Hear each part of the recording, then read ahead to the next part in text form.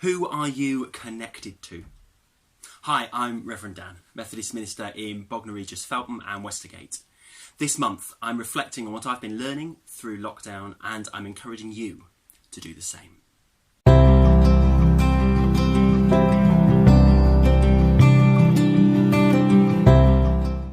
At the start of lockdown, I spent a lot of time on the phone. I was checking in with people, spending time being present with them as people began to adjust to the nature of lockdown.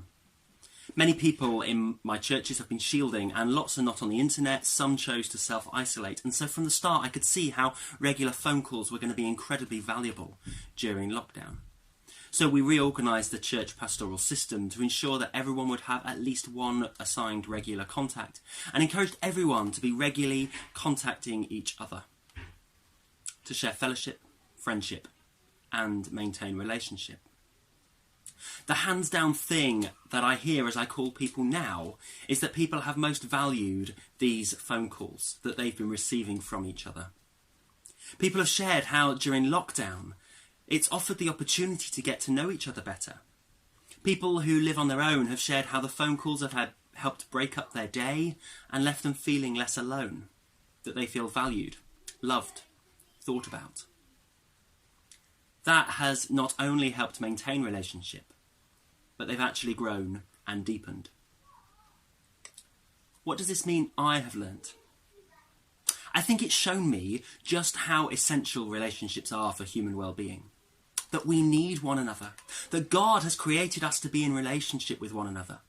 That human interaction is part of our DNA. But why has it taken lockdown to get us to know each other better? In Luke's Gospel, we find a story of Jesus and his companions, and they visit Mary and Martha. They're sisters, and Mary sits at Jesus' feet listening to all he has to say, while Martha is busy doing. She's organising the hospitality necessary for Jesus and his companions, and she frets that Mary is not helping her. She stops and she says to Jesus, "Don't you care that my sister is leaving me to do all the work on my own?" Jesus says to her, "Martha, my child, you are so distracted by many things, but there is only one thing that you need." Jesus doesn't criticise Martha for wanting to be hospitable, but he does suggest that Martha may be letting the doing get in the way of what really matters. I wonder if the absence of meetings and events has meant that the distraction of doing has been removed, and suddenly we've discovered new ways of being with one another, where we can be interested in one another without the distraction of the next task that needs doing or event that needs planning. And I've heard testimony to the same with people's relationship with God. Not being busy doing has meant people have been able to spend more time focused on the one thing that really matters: their relationship with God. Now, what might this mean we learn from lockdown? I think it shows us we can learn the value and importance of relationship with God and with one another. What does that mean for the future as we begin to emerge from lockdown?